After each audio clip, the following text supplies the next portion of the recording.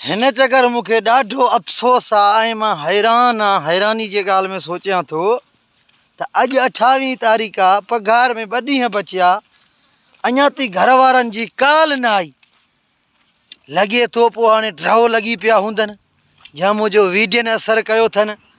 माण्हुनि चयो हूंदो त बाबा हिन ॾे फ़ोन न कंदा कयो, या त वरी इहो सोचनि था त हाणे 28 तारीख़ हिन ॾे फ़ोन न कंदासीं, पहिरीं खां पोइ हिन खे फ़ोन कंदासीं।